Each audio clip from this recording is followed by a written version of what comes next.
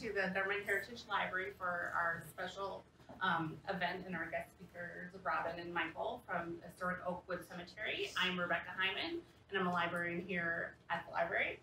And so, again, thanks for coming, and we're going to learn all about the Death Letter Project, North Carolina. And if you have questions about the library, or I do encourage you to sign up for a library card if you haven't with us.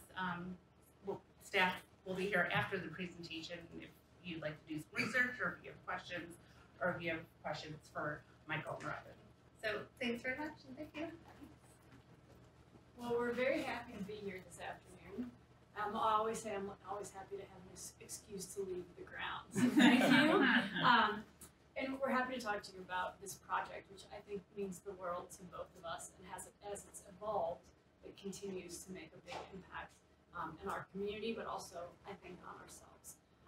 And we're going to talk a little bit about some of the activities that happen behind that gate, but also how it reaches outside the gate of the cemetery as well. I'd like to thank the library for having us. We like to partner with this library. We like to utilize everything in this library.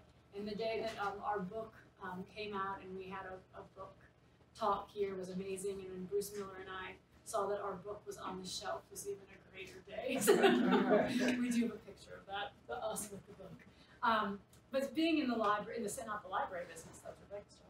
Being in the cemetery business, we realized that time is really precious. And so we're grateful that you have chosen to spend your afternoon with us learning about this amazing project.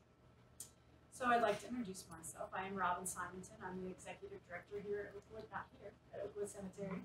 I've been there since November of 2011. I am really kind of a history buff, but by training I have a bachelor's in history and a master's in historical administration. If you'd asked me as a 10-year-old would I be working in a cemetery, I probably would have said I could only dream to do that. I've always loved graveyards from the time I was a little girl, but I did think I'd work in a museum, and in fact I do. I work in the greatest museum in the state of North Carolina. It just happens to be the most sacred space as well. So my name is Michael Palko. I am a full-time employee of Duke University Health System. That's what feeds me, right? It feeds my belly, it feeds my family.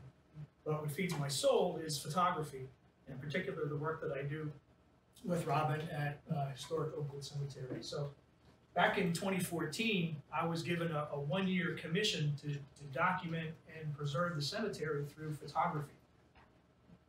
5 years later and 1,500 photos later, I'm still here. Grateful to Robin. I can't let him go.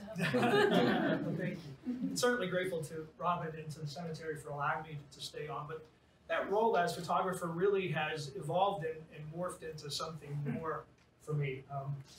I help to manage the cemetery's online presence, manage their social media accounts, things like Facebook and Instagram, and just create an awareness of the cemetery in terms of the events that happen there, and also in terms of the role that it plays in the history of the city. So, by show of hands, how many of you have ever visited Historic Oakwood Cemetery? That's almost everyone. That's awesome. What brought you there? What brought you there? Science. Science. Both my mama and papa are in Oakwood. Excellent. Excellent. How many can walk there from your home? How about from your office? So we're all neighbors. We're all neighbors. That's awesome. Let's take a look at what I like to call by the numbers. You may know that Oakwood celebrates its 150th anniversary this year, but did you know that it's comprised of 72 acres and has about 3 miles of paved path? Buried there are 7 North Carolina governors, 5 U.S. senators, and 8 Supreme Court justices. There are 4 Civil War generals and at least 1 veteran of every U.S. war, with the exception of the War of 1812. And like our historian in residence, Bruce Miller, likes to say, the possibility of getting one of those is dim. There are 2 secretaries of the U.S. Navy buried there, 4 Raleigh mayors, and all told, more than 25,000 individuals that were buried, laid to rest in that sacred space. So this is a map of the cemetery in 1869, or at least what the plan for the cemetery was going to be. For those of you that know Oakwood Cemetery well, you may find some things that you've never seen before. These giant bodies of water, obviously, are not there. Chapel Circle, it was planned in 1869. This map was designed by H.J. Engelhardt. He was a well-known cartographer and landscape architect who helped design, came to Raleigh and drew this plan for the cemetery. Obviously, we didn't follow it, but it's a nice one. The first superintendent was J. Brinton Smith, and he had his geometry students from St. Aug's University lay off some of the sections as part of their projects. He then, like I said, was the head of St. Aug's after that. He actually was murdered potentially by his wife and daughter, so it's a great story. And he was also an early shareholder. J. Brinton Smith was as well. But there are some things you obviously recognize. The Confederate Cemetery being one of them. The Hebrew Cemetery was already planned for in 1869 as well. Asa Forrest followed Reverend J. Brinton Smith after his demise, and he was superintendent for nearly 50 years and helped oversee the development of much of the rest of the cemetery, not the entire thing. But because of him, we have so many magnolias. When he got to Raleigh, Asa Forrest he says that there were only 3 magnolias in town, and by the time of his death in 1920, there were over 300 magnolias in town. So many of the magnolias you see around town and in our squares came from him. So this amazing skyline, right now not seen by much because of the fall leaves have not yet parted. The city grew up around us.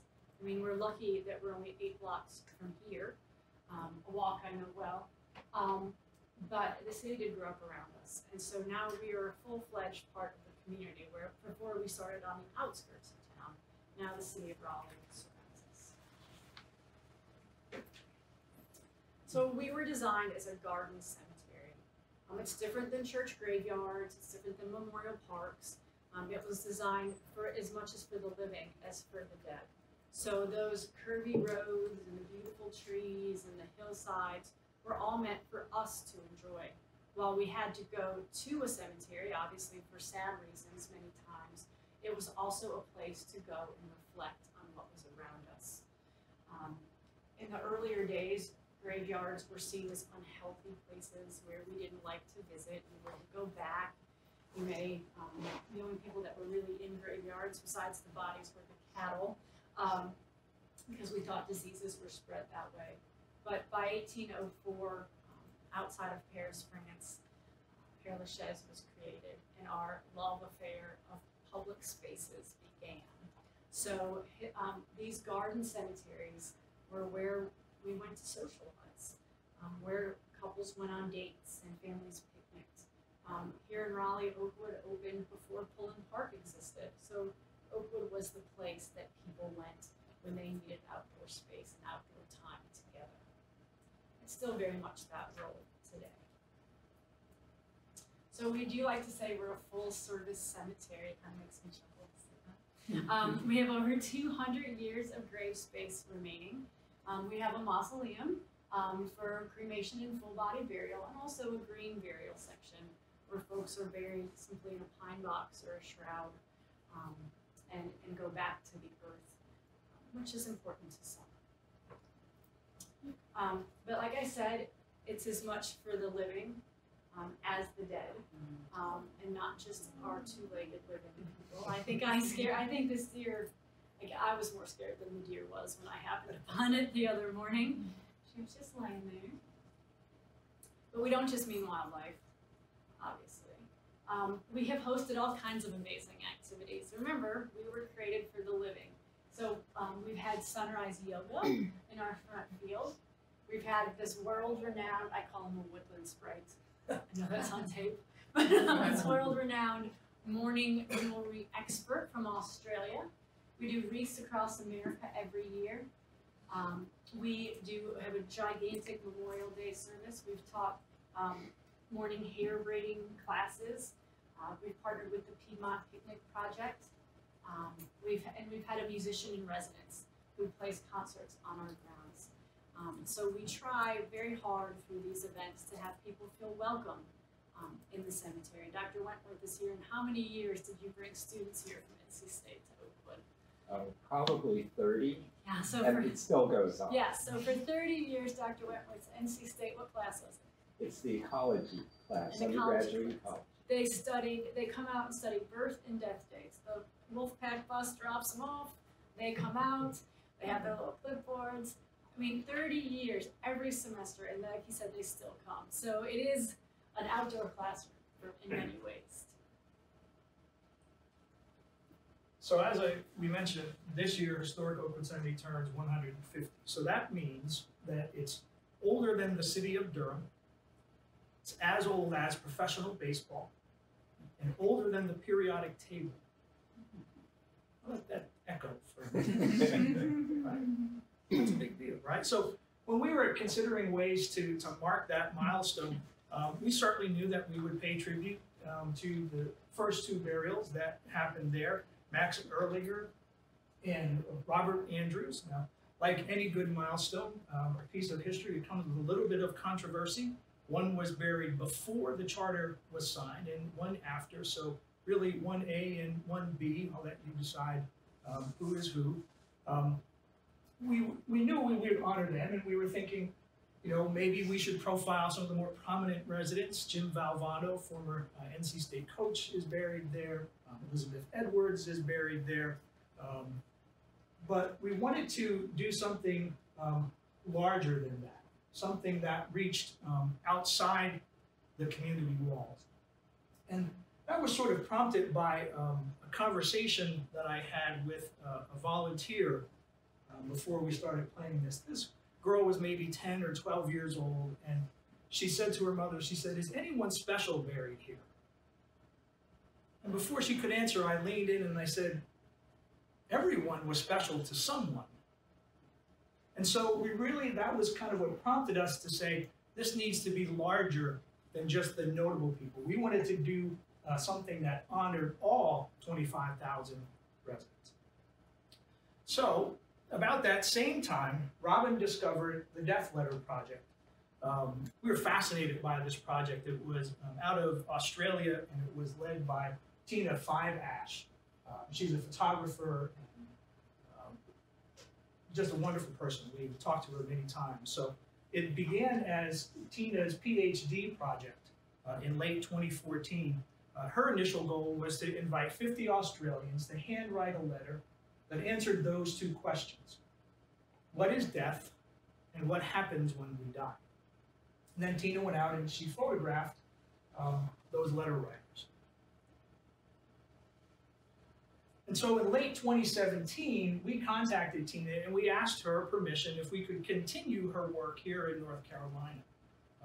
She was very gracious and was flattered that we had contacted her, and she offered us a tremendous amount of help in getting our project started, shared her lessons learned.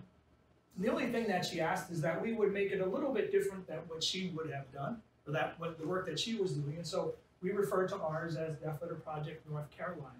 And we asked a couple of other questions as well. So in addition to those two questions that she asked, we asked our respondents to tell us about an encounter you had with death. Maybe it was a near-death encounter. Maybe it was a loved one that passed. And then tell us what you learned from that. And tell us how that's changed the way you live. So, does anyone follow the Death Letter Project? You're familiar with it? Right. So if you have a smartphone, you can scan that QR code, should be big enough, And you can see the letters, some of the letters that were written. You can also visit historicoakwoodcemetery.org, and you'll see a page dedicated to that. We actually have the good fortune of being joined by some of the letter writers today too, so it's kind of neat to have some folks. Anybody need to skate net? Everybody good? Aren't you impressed by we're 150 years old and you can How about that? It's a good mix of old and new. So we had some goals to begin with. We of course, we wanted when we first started discussing this via text, I think. What did we want to do? We didn't want to just emulate what she had done. We wanted to accomplish something that would change the way we all think about life and death. So here we are, 72 acres in the heart of the city, and so many people walk around the cemetery and never go in. I think about Rebecca, who walks with her son on the way to school, and maybe had not taken him in before. And that's how death is too, right? We kind of walk around death without ever really wanting to talk about it. Maybe I see that more than most, because when I go somewhere and people say, "Oh, what do you do?" "Oh, I work at a cemetery." People begin to back up. Robin might be contagious. So we saw this as an opportunity to remind us all that it's one thing we have in common. Death doesn't mean we're going to die tomorrow because we're talking about it, but it's something that that we can't avoid, and so we might as well embrace in some way. So we wanted to further that dialogue, because as we began to go through this process, we realized how many of us have gone through it and maybe felt alone, maybe felt like we didn't know who else to talk to about it. But we also wanted to inspire people, to our whole community, to think about life and death, because when you think about death, it really helps you have a positive impact on your own life.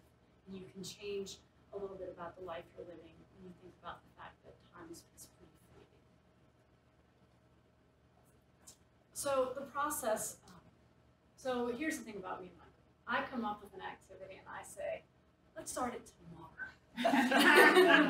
Every time. We can get this done. We can have a podcast. Let's start filming next week. And Michael's always like, wait a minute. He's the voice of reason. And so I said I wanted to try it. It was 2017. And he was like, it's going to take a while. And so by April of 2018, we had compiled a list of people, professions, ideas of who we wanted to invite, 250 people, just as a ballpark to receive invitations. People from all walks of life, whether they had a connection to Oakwood Cemetery or not, whether they were from Raleigh or not. We just wanted to have different viewpoints. It took a lot of research. That was that one time I did not go to the library for this. Rare, I left Rebecca alone. And so, oh no, I didn't touch it. That's right. It's not bad.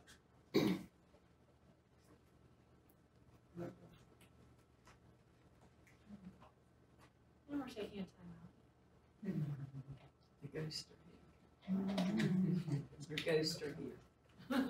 The ghosts are in the room. Exactly Ghosts. right.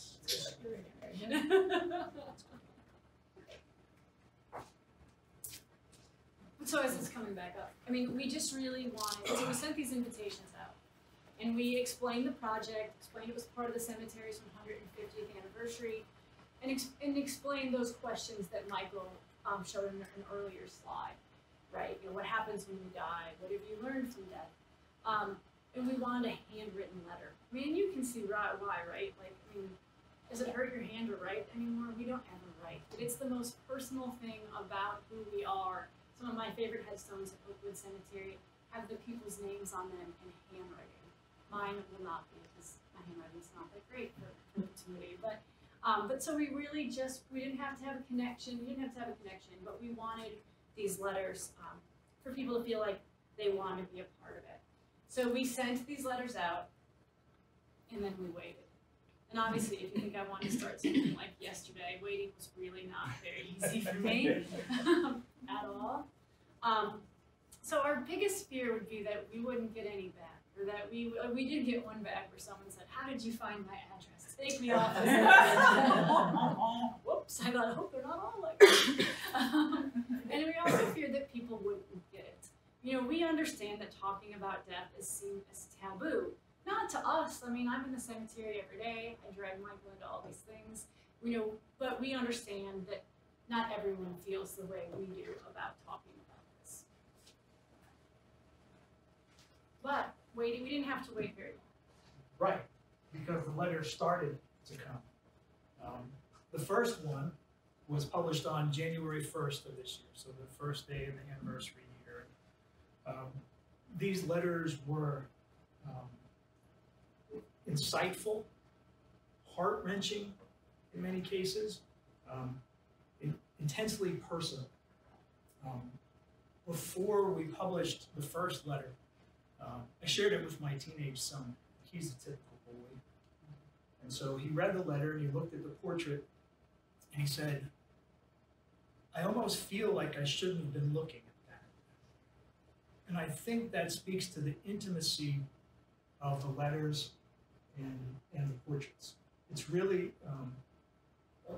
a view into something that's really, really personal when it comes to these letters. And so we are certainly grateful for everyone who took the time to write one of those letters. So to date, we've received over 30 letters, and people have begun to ask us if they can contribute. I actually had a woman ask me today, "Are you still in need of more letters?" And absolutely. So we both see this extending, I think, beyond the anniversary year. So as I mentioned, we do publish 2 letters each month on the 1st and the 15th of every month. We publish a letter and a portrait. We have a website dedicated to it. That's off of the Historic Oakwood Cemetery site. We've got the homepage for the project itself. We allow people to become part of a mailing list, so they get a sort of sneak peek at the letter before we release it to the wider public through our social media outlets, Facebook and Instagram and Twitter and things like that. So the style of the portraits that we used are purposeful. When I contact the author, I ask to meet them in some place that's important to them, some place that's meaningful for them. Maybe it's, some of them have been done at the cemetery, maybe it's at a place of work, maybe it's at home. But I want them to be comfortable where they are. All of these photos were taken in different places. And what I've tried to do is strip out any sense of class or place, style, and focus on the individual, right? In these photos, I think they're all equal. Much like death is the great equalizer, we've sort of leveled the playing field when we look at everyone sort of in that same light.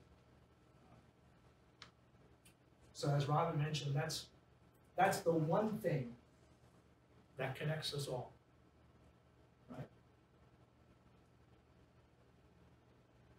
So let Robin talk about those.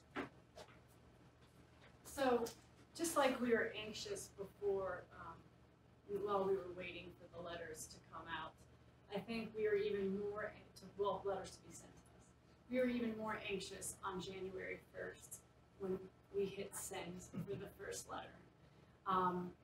We decided January 1st because it's it's New Year's Day, a day of new beginnings. We all have resolutions and we start fresh that day. So we didn't really know what it would become. We didn't know if we'd be chased out of town. But we didn't really know, and we didn't know how it would be received. But it has been the most humbling process as we release these letters, and it's more than we ever imagined it would be. This is what somebody sent us a letter. Somebody sent us a note after a letter we released in August, after Michael's letter that we released. He put into words all that I've been feeling since my mother died 2 years ago, but haven't been able to express. While I knew I was not alone in my feelings, I felt alone because we genuinely don't get into these discussions with others. I adore this project. after Jill's letter, a woman who had experienced the loss of a son, who also had written a letter, said, "I wish I had known you when I was going through this time. I hope to meet you." So you can see the contacts that people, the connections that people are making,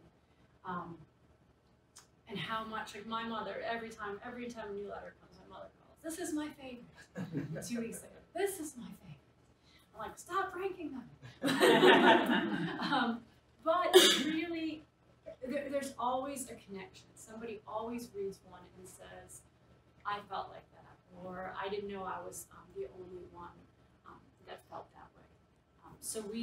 I kind of get the sneak peek as I get the emails or the messages from Facebook, which always humbles me beyond belief to see that it's okay to talk about that, because this is what happens when we do. So it's become a community service. And that sounds like we're not trying to be like, "Oh, we just created a community service." But when we first started this process, we met with the chaplains at Duke University Hospital in Durham. We were looking, Michael had this kind of interesting interaction with the nurse at the hospital during his real job. And we decided, and we wanted to kind of learn more from the Duke chaplains. And so we went to Foster's Market in Durham and sat down with these chaplains and kind of explained all these amazing things that have been happening as we were talking about this project. And the one chaplain said, "It's synchronicity." And define that for me, because I always butcher it. To me, that's sort of just it's beyond coincidence, right? There's just been a confluence of events that brought everybody to this one particular point in time, right? It's beyond coincidence. It's more than And so, we started off with Duke Hospital. So we meet with them. We all realize that we're kind of having the same thoughts about this project. And for Grief Awareness Week at the hospital, we sneak peek 3 of our letters, release them in the hospital, and have this opportunity for people to write notes on the windows around them about life and death. And that was kind of our idea that, hey, this maybe was really going to work, and people were really going to feel connected to this. So these letters and portraits, really, they've taken on a life of their own. They've touched people beyond Raleigh. We've gotten comments from people as far away as California. We learned recently that the soldiers at Fort Bragg follow it. Just amazing that the way it's kind of grown into the community beyond what we could have imagined. So what's next? Man, I can't wait to see what's next. We do think it will continue beyond the anniversary year. We do have a few letters that will that we received that will go beyond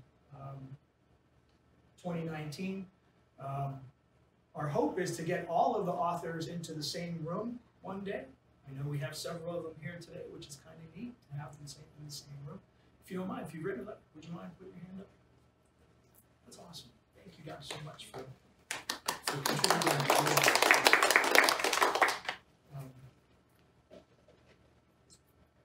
So tell us, what was your first encounter with death? No pressure. No pressure. Thank you.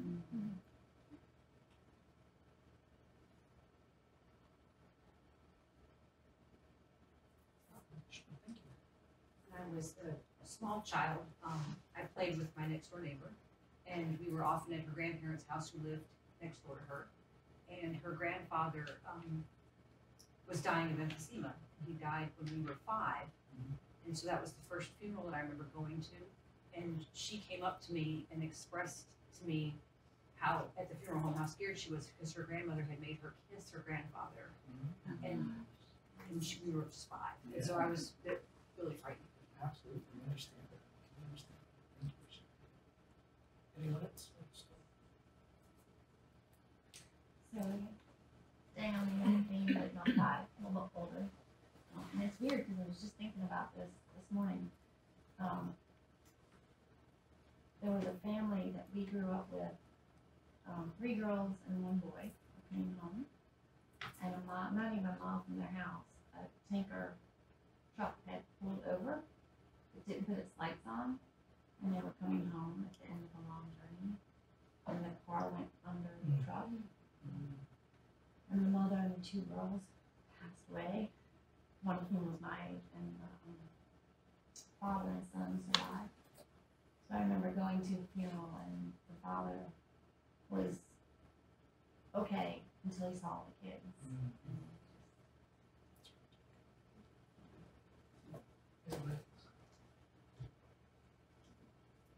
Okay, so I'll tell you what my last encounter with death was, which was just a week and a half ago, when I sat with my husband's cousin and his family. And I think the most beautiful thing about being with someone during their death, especially someone who's been in pain, is to watch that pain leave them.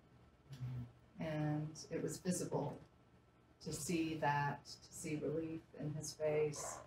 And his wife said he went back to the way I remembered him, not to the way I saw him when he was ill. So that was a moving experience. Beautiful way to express that. I was a 12-year hospice volunteer, so I have seen many, many deaths. And I think the ones that touch me most are the ones that, when the family fears it, and fear is a very complicated emotion. And then, like, if someone's dying and no one's holding their hand, I'm going to hold their hand. Or whatever they desire, it's just the thing that needs to be done. But then, after it's over, how they all go, that amazes me. It's very relief. But they did not want to participate. That's Everyone what has a bothers me. different way. Exactly. And you have to learn it and not to judge it. Right. Thank you so much for sharing those stories. You know, when we took on this project, Robin asked me, he said, "Are you going to write a letter?" I said, no. I said, my contribution is going to be the portraits. That will be my contribution. And I believe you said, how could you do it? You weren't going to take a selfie.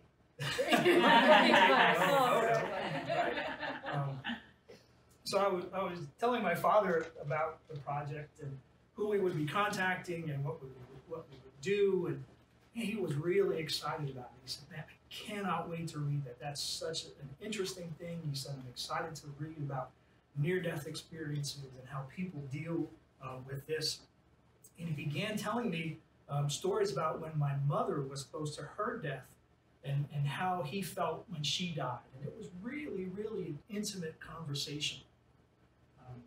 And so as we were preparing to make these letters public, my father died. And so I wrote a letter. And so if you'll indulge me, I'm going to read just a piece of that. So in my letter, I said there were 3 things that I learned. One, that death was dizzying. The second was death was heavy. I felt weighted down. And the other thing was that death stirs up love. I'm going to read a little bit about that section. Jamie Anderson wrote, "Grief, I've learned, is just really love. It's all the love you want to give but cannot. All the unspent love that gathers up in the corners of your eyes, that lump in your throat and in that hollow part of your chest. Grief is just love with no place to go." Now, I think love is stirred up in those who are grieving. You know, I felt it. I found great comfort in hearing stories about my father at his wake, especially ones from people that I didn't know. Their memories of what he did and things he said and how he made them feel made me love him even more.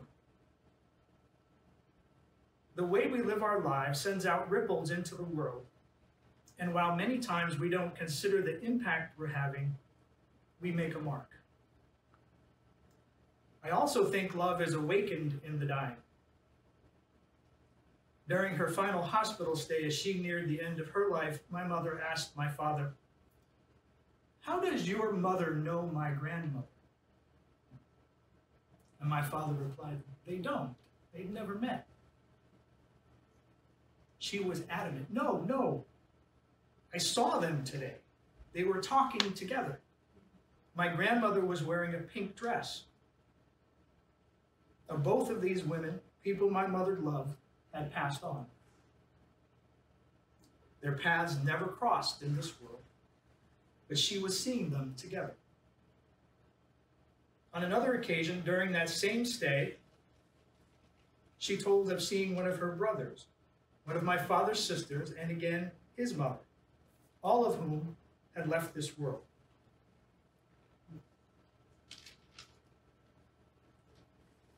"I saw Eki and Mary and Baba today," she said. "I could see them, but I couldn't get to them. How wonderful to know that those we've loved wait for us." My father died alone, and I can't help but wonder which of his loved ones he saw and who was there to welcome him to the next life. Now, if we hadn't been doing this project, I likely never would have had that conversation with my father. But now, those stories, I know, my kids know, and maybe their grandkids.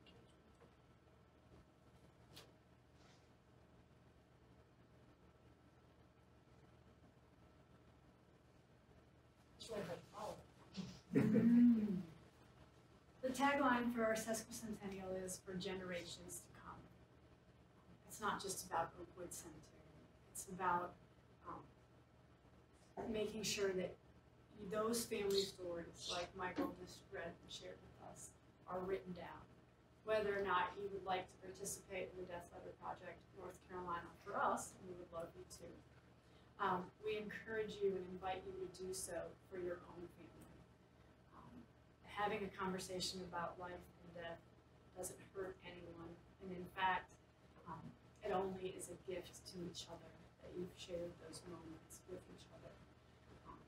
I think that in generations to come, like Michael's someday great-grandchildren, will be grateful that you took the time to write your thoughts.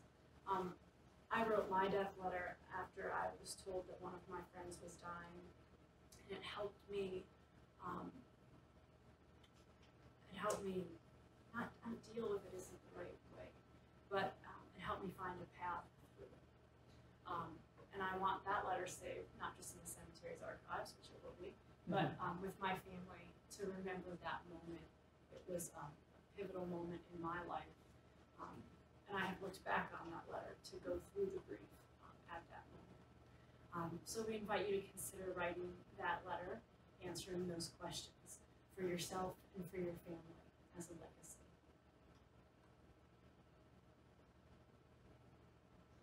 Okay, so now I'm going to take the time to plug some of the fun things that we're doing, because we're going to go back to the liveliness.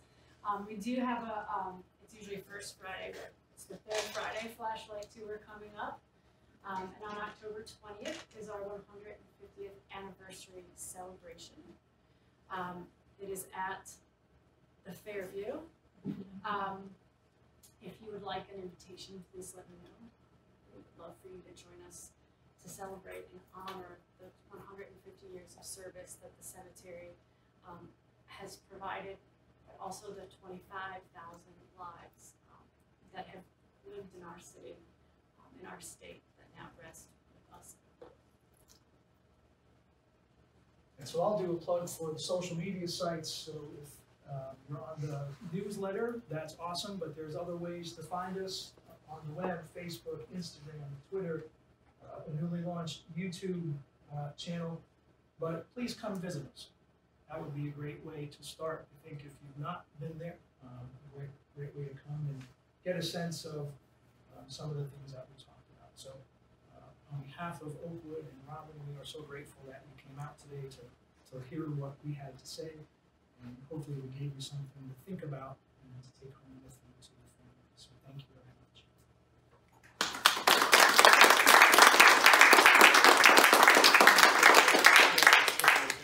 Does anyone have any questions?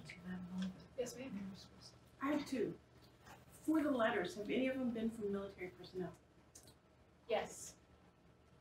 Brigadier General Richard Torres wrote a letter really talking about how no soldier is left behind on the battlefield. It was a pretty moving one, I'll say. So that one's out there. So, that was great. Question 2? Who took your photo? I did. Tripod. I set up the tripod. I only took 2 pictures in this whole presentation. Obviously, he doesn't trust my picture taking skills. So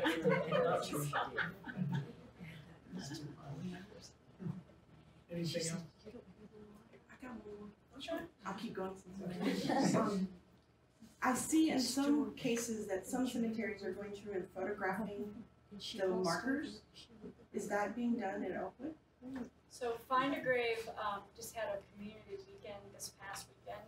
If you're familiar with the Find a Grave site, we had kind of a love-hate relationship with Find a Grave because it's great to document it, but then it's not checkable by families, and families sometimes express concerns about the versions of the facts that are on Find a Grave, and we can't edit or request. They won't listen to us when we say please delete it. So we ourselves try to, especially once it's been damaged and restored, we take photographs of it, and we do have quite a vast collection of photographs of headstones, especially for monument art purposes. And on any given moment, any one of my staff or team or volunteers are outside snapping pictures of things so that we can then go back and do research and learn more about the people that are buried here. So not as formal as a Find a Grave, but plenty of people are out there literally walking the rows weekly for those kind of websites. And Robin mentioned the book that was available, Oakwood to Oakwood. There's photos of markers and their own stories. Are there any plans to have sometime where you have all the letters that people can come and see them? We would like, Michael designed these beautiful boards when we had our photos at Duke with the photograph and then the handwritten letter, and then they had the typed letter on it too. So No, I can't it was remember, just just a the handwritten. And we are slowly adding to that collection, so we don't have to do them all at once. But yes, we would like to see a reception. Of course, our mausoleum is our cemetery on the grounds. And we'd like to see a reception with those that have written, and then have a public reception for everyone who can come and interact and read them all at the same time. So that is a goal of ours to happen in 2020. Thank you. Thanks for writing. I have a little bit of more of an Oakwood question and less of a Death Letter project question, but I appreciate how you guys are trying to make the cemetery sort of a place for the living as well, and that concept of like, it's okay to come in, it's okay to think about these things. I'm just curious if anyone is ever sort of put off by that or has like a feeling of sort of coming into the cemetery for a more recreational purpose being seen as like disrespectful, or have you had any issues surrounding that? So that's a good question. And first and foremost, while we say we're for the living, obviously we all know that our job is to care for the dead. And we try very hard to respect all families and where they're at in their grief process and in their journey through with us. We are very careful with what activities that we have on our grounds, knowing of course that we sometimes can't control, like when the Pokemon thing blew up and we were like, what are all these people hanging out here?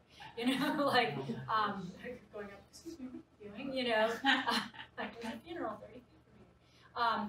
So we do try very hard to make sure that the activities are respectful, knowing that we're not there 24/7. Sometimes people do get in on weekends and do photo shoots and things that we would not necessarily approve of. But anytime anything that we sanction happens on our grounds, it's reviewed by me, it's reviewed by my staff. I bounce things off of board members to make sure that it's not something that some people would consider disrespectful. Of course, we can't make everyone happy all the time, and we realize that when people come come to the cemetery, they are coming at perhaps their most rawest moments. And so we do the best we can. I mean, literally, there was a funeral Saturday of very small children, and as soon as that funeral started, St. August scored a touchdown, and the pep band, and and we were like, oh. So even things outside the grounds happen that we can't control that impact the cemetery. But we try to be very respectful, because even though we do all those other things, we know our most important job is to be there for families. Two things that I'll add to that. There's no event that happens on top of graves, right? So we have that big field in the front. That's where you saw the photo for the sunrise yoga, right? 200 people filled that space. So it's not in amongst the gravestones. The other thing is that we make a conscious effort when we're posting to social media and things like that to refer to it as sacred space and sacred ground. So to hopefully weave that through people's thoughts when they come here. The first and foremost, that's what it is. A very good question. In a very challenging, we make sure in families, if you have a funeral on the day of the dead race comes in, the race will be over, but there may be decorations up. So a lot of it's just good communication with families, so that they have a choice of what's happening for them when other things are happening as well. Any comments from folks who've written the letter? I was very appreciative of your invitation, because I think for me also the chance to really come to grips with what I thought about death and knew about it and feared or whatever, was very cathartic and very helpful to me. And I think things have happened differently now that I've written that letter, or I felt differently. And so I really appreciate being included in this. And then that's inspired me to read other letters like Michael's, but like yours, yeah. At least that's why. That's why. He's the one that picks the but those, seeing the other letters is so special. Yeah, I mean, I think if you're familiar with Laura McInerney, she's an author, and she describes our lives. We go through life grief adjacent, right? And Robin made the comment about sometimes we walk around the cemetery walls, right? So we go through life grief, and we get closer and a little further away. But one day we get grief stricken, where it crosses our paths. And I think that's kind of what you were alluding to, right? That we're going to meet it in some selves personally, but in other people as well. And that was the thing about my letter, was that I was going out and I was talking to people who had losses, and I was taking their photo, and I was like, yeah, I get it. And then when my father died, I'm like, yeah, I didn't get it, right? You really have to cross its path to understand it. The reason that Robin contacted me is because I do the pen pal ministry at our church, and we write to men on North Carolina's death row, and so she had contacted me to see about to have one of the men write a letter. And actually it turned out that then through our meeting, Robin became a pen pal, and her pen pal wrote a letter, and my pen pal wrote a letter, and then I wrote a letter also. But I was just so taken by the letter that my pen pal wrote. I assumed that he would write about his experience of being on death row, and he ended up writing about the experience of when his mother died. And that letter was just released October 1st, and I printed each of the letters and sent them to Jason, and he shares them with the other men on death row. And I was just sharing with Robin, I didn't print his letter because I thought, he wrote the letter, he doesn't need me to print it and send it. But I just talked to him on the phone before I came and told him I was coming here, and I said something to him about not printing the letter. And he said, oh, I want to see it in print. And so I'm going to send it to him. Folks, again, thank you so much. We're flattered by your presence today. Thanks for being here.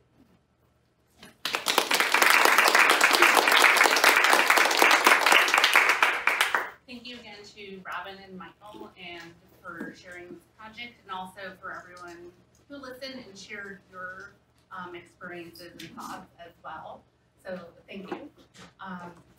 If you have a moment, we do have an evaluation if you'd like to fill out our program evaluation, so we know what kind of programs you'd like to come to in the future, or if you'd like to sign up for a library card, we can do that too. So thank you again for coming. Grab a The button. library card applications over here. Get Grab a access to button. wonderful databases. There's some buttons from Oakwood Cemetery and their anniversary, so help yourself to those. Thank you.